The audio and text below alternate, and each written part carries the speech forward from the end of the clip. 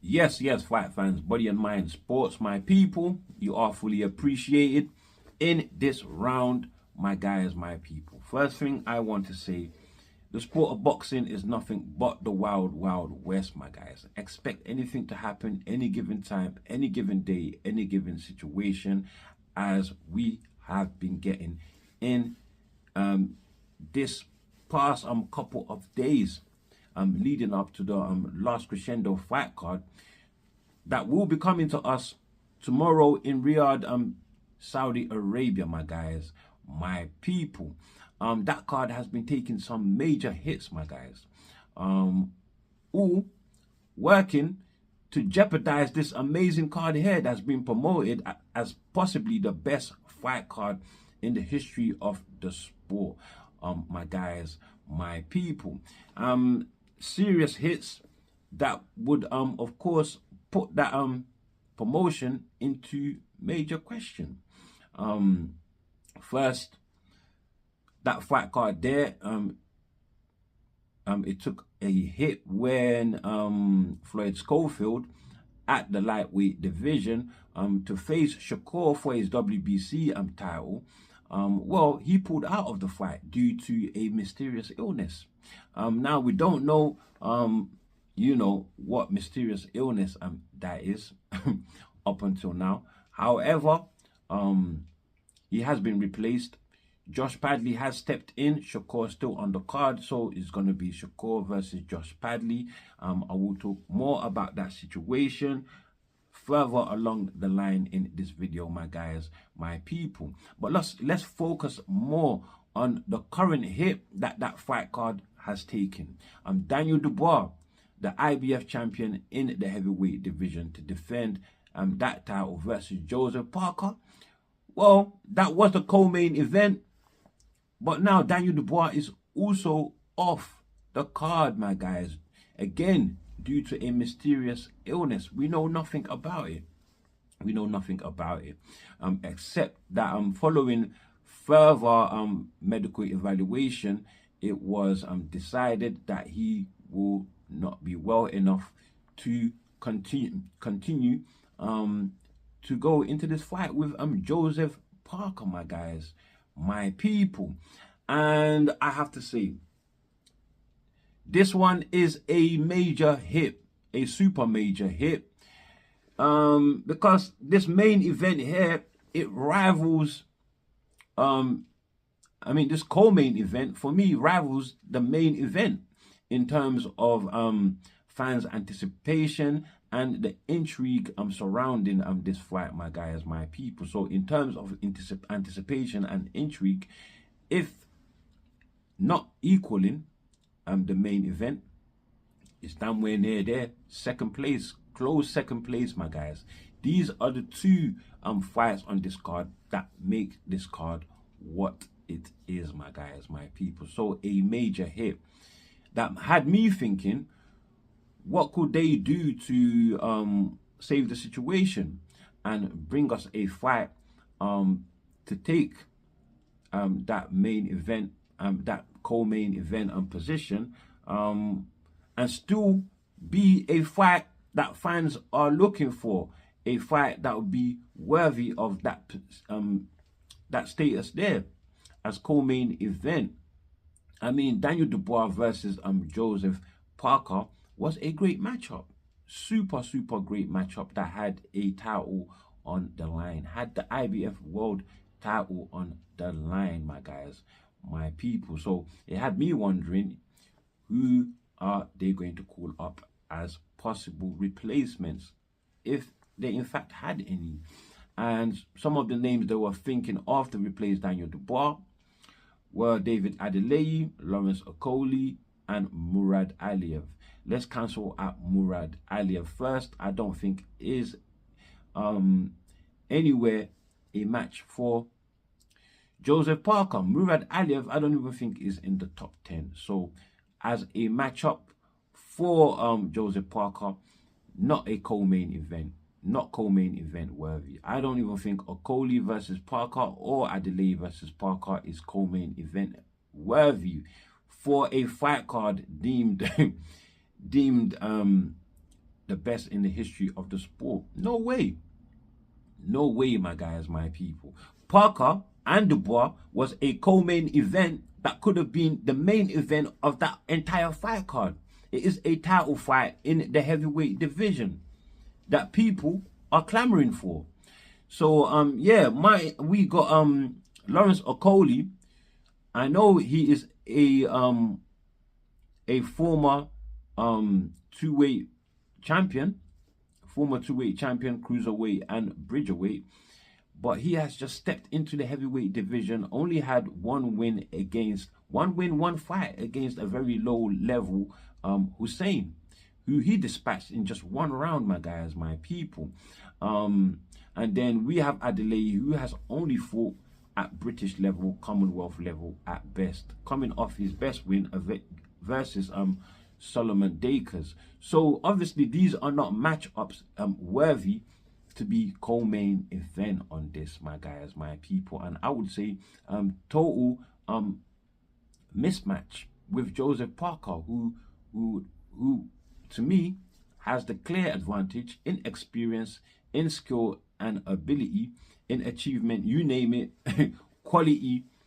It is a total mismatch, my guys, my people. But it was a pleasant surprise when they announced that Martin Bakole will be stepping up, replacing Daniel Dubois, and will be fighting Joseph Parker. Although I did have one concern, that this will also be a total mismatch in Bakole's favor. Although both of them are legitimate world heavyweight fighters, top 5, top 6 at least in the division. So this is a proper real fight. But I thought, dear God, Parker, even if he wanted a harder opponent, couldn't choose one harder than this one versus Bakole, who I think is all wrong for Parker. If Bakole is 100% healthy on the night, on fight night, and is match fit, and if he's match fit, good news, Bakole does not have to go through the issues of trying to make weight. This is the heavyweight division, so there's no limit to the weight. There's no limit to the weight. No weight limit, guys. However, there is a weight range that all fighters like to come in at for their optimum performance. So for their best performance, my guys. And for Bakole, that would be somewhere between the 270s to 299 pounds sort of weight range, my guys, my people. And if he comes in anywhere around 285, like he did in his fight with Jared Anderson, we saw how he totally dismantled and demolished Anderson in that fight, my guys, my people. I think Joseph Parker will be in serious problems, my guys. Will be in serious problems, and I can hardly find a way that he will be able to win. He will put up a good fight. That's what we want. He will put up a good fight, but I don't think he can win, my guys, my people. Although some may argue that Bakole in the past has issues with movers. Joseph Parker is a mover. If you think about it, Bakole versus Michael Hunter, Bakole in that fight weighed 255, a much smaller fighter at the time, yet could not deal with the movement, the speed, and the elusiveness of Michael Hunter, who, by the way, we have to be fair to Martin Bakole. Michael Hunter was coming from the cruiserweight division, so we expect him to be fast. We expect him to be elusive, my guys, my people.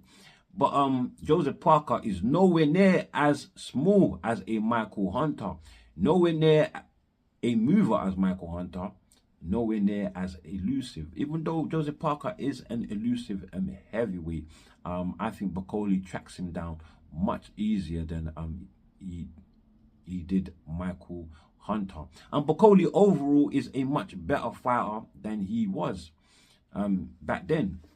He's bigger for one, has more presence, he is more imposing. Really would work to put Joseph Parker into that cornering claustrophobic kind of feeling where the walls are closing in, sort of. And he is more disciplined with his jab. He's a much more patient fighter, more disciplined, more measured in his attacks. Really probes that jab and really well, and pokes it out really well. He's got a stiff jab. He's always looking to control his opponent and come in with something lethal behind it. The straight right is lethal, and he punches in bunches, in combinations, and he will walk you down and make that claustrophobic feeling even worse, my guys, with a hell of power too. And he's a brilliant boxer. I have to say, Martin Bakole is underrated as a boxer. People talk about him being a powerhouse, but as a boxer, he is totally underrated, my guys, my people. So he has got skills, he has got power, he's got size, he's got it all, my guys. And I think he beats Parker, possibly gets rid of him in 7 rounds. I think he stops Parker in 7 rounds, my guys, my people. But this move here by Martin Bakole, if Parker, of course, takes the challenge, which he says he's ready for, and he's ready to put on a show.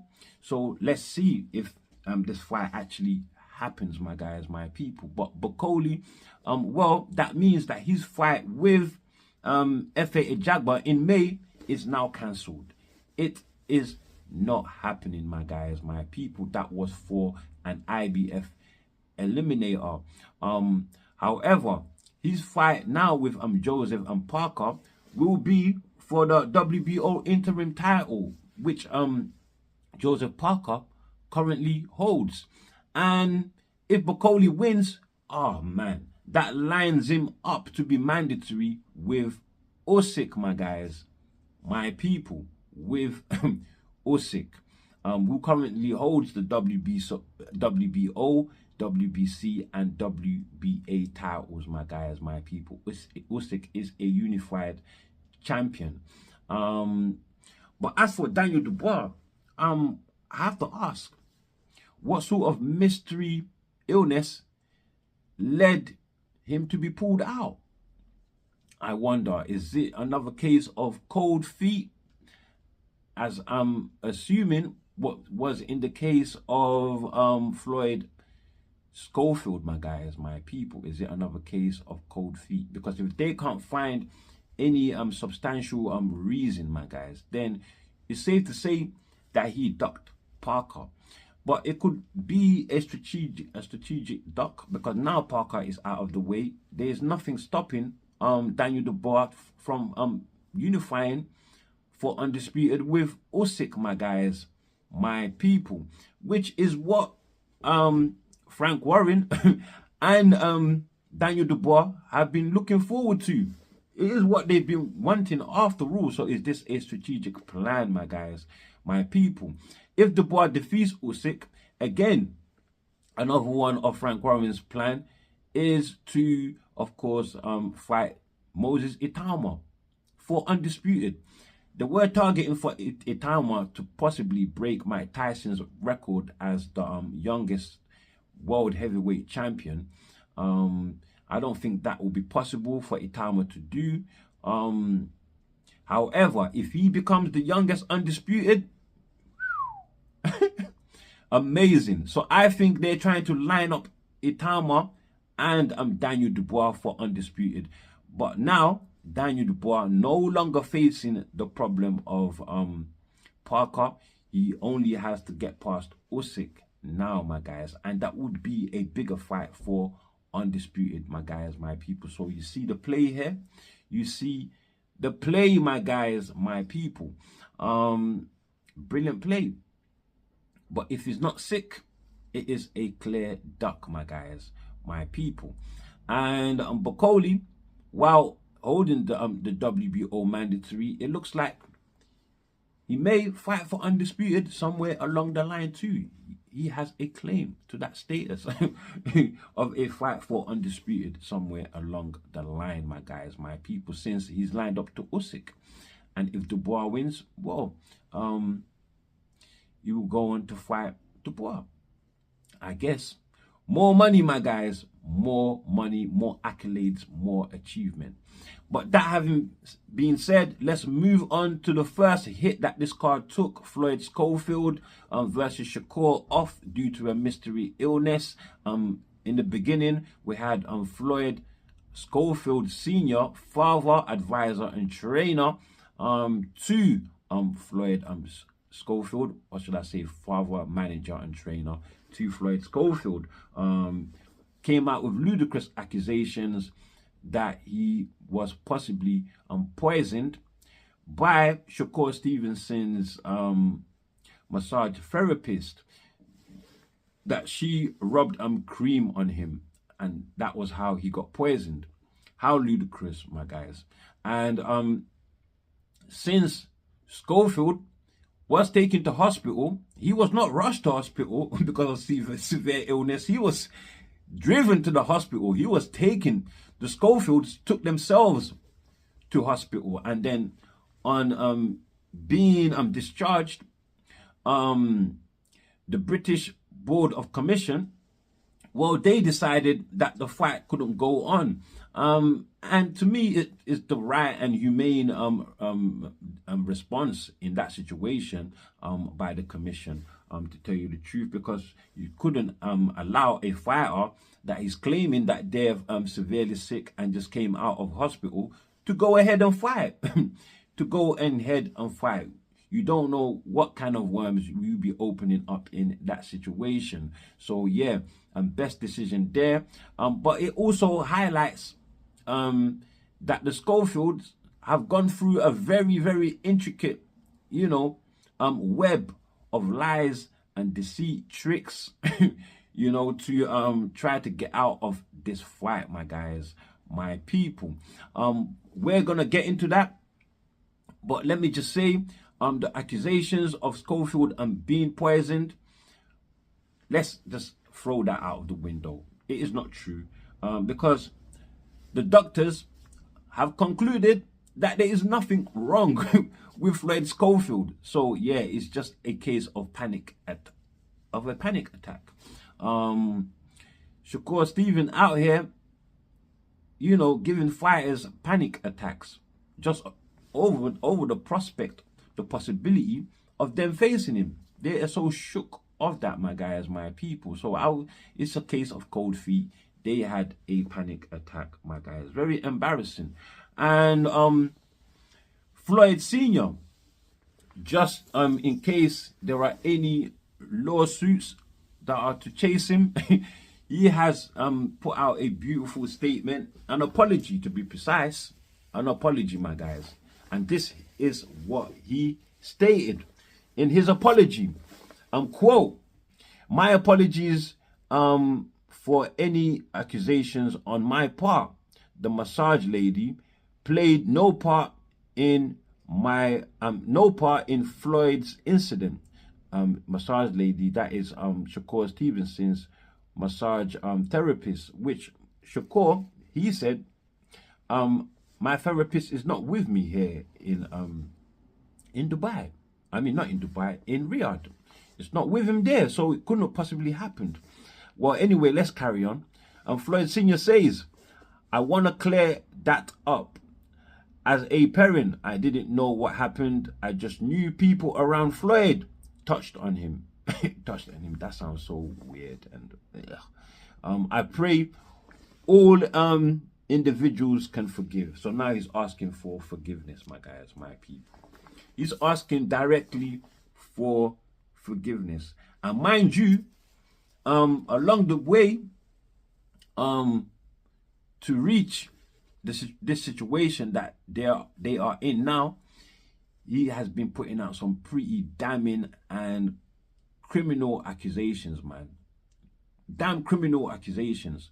First of all, that Shakur and his team managed to get hold of Floyd Schofield's passport and sabotage the signature page, my guys, my people. They just ripped it off. And the Schofields claimed that was the reason they couldn't make it to the press conferences or the grand arrivals. With Shakur, when he didn't see them at the grand arrivals, he said that he already had suspicions. Well, he didn't see them at the press conferences. He already had his suspicions that Schofield was looking for the exit door, which I suspected the same right from when he gave that passport excuse. I said, oh, they're looking for the exit door. They're not feeling this fight.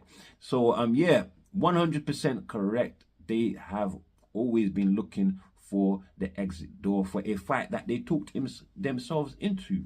In fact, the father talked his son into it, because I don't think, even though the son has been running his mouth, ever thought that he would be getting to fight Shakur at this stage of his career.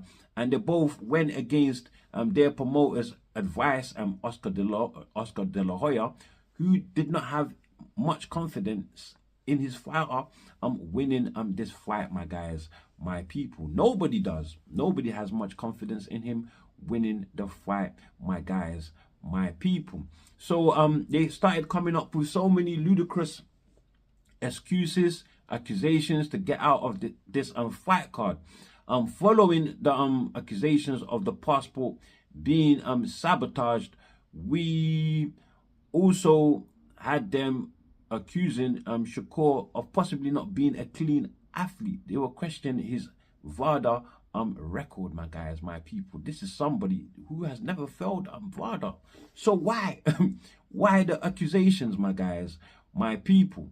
And following that, again, or was it before that or after that? I'm not sure, but does it even matter at this point? They even accused Shakur Stevenson and his team of sending law enforcement to raid their house as a prank. They said a prank. So these are damn incriminating accusations. Very, very damning, my guys. Very, very damning, my guys, my people. So yeah, we are now, after all of that, we are now at the point where the Schofields are apologizing. Stupid, isn't it? I would say insane. Not only foolish, but insane. Totally insane. He's not really a good example as a father, an advisor, a trainer to his son. I didn't ever think he was of the quality to even train his son to be able to be Shakur. Not only that, but he's running his career into the ground. You know, career that has more or less just started, hasn't really reached anywhere yet. But you're tarnishing it with lies and suspicious behavior. Just trying to bring other people down along the way as well. Because this is totally incriminating, these accusations. You know. So yeah. He's apologized. He's fearing lawsuits that could follow. Smart man, my guys. He knows exactly what he's doing, but he needs to stop it. But anyway, he's not fighting Floyd Schofield. He's not fighting Shakur versus Josh Padley. Now Josh Padley says he's coming to win on the night. It did say he will do whatever it is to win. If that is box, then he will box. But if, you know, an opportunity, you know, shows his head in the fight for him to take, then he will take it. So obviously he's talking about a knockout opportunity or a firefight opportunity. Boxing, he has no option. If it's a boxing scenario, he's gone. He's getting beat. But for me, I have to say that Shakur has to stop Josh Padley. I just don't, I've made a video about this already. I just don't think Josh Padley is of the quality to give Shakur any real problems. It should stop him in 6-7 rounds maximum, my guys. And if he doesn't, then Shakur's offense again under scrutiny, I guess. to claim that you are the best fighter in the world, Shakur says is the best fighter in the world. I wouldn't dispute that much. You have Tank running, scrambling from Shakur right now, so I wouldn't dispute that very much, my guys, my people. However, you need to start showing it by dispatching these fighters that are nowhere near his level. I felt he should have stopped Harutunian. Can he stop Josh Padley, who I don't think is as good as Artem Harutunian? So he has to stop him to, of course, make a big statement to show who he really is in the division, my guys, my people. Not just a champion, but as a legitimate threat of being the absolute best in the division or in the sport. A pound for pound best fighter, my guys, my people.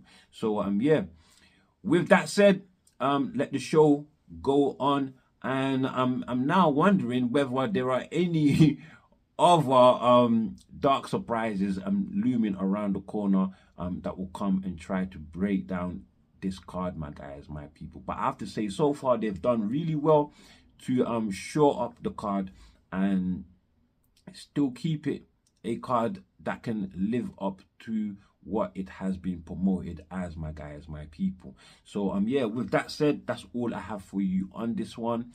And before you leave, do like, do share, subscribe, and of course drop your comments below. And as always, my people, stay super blessed.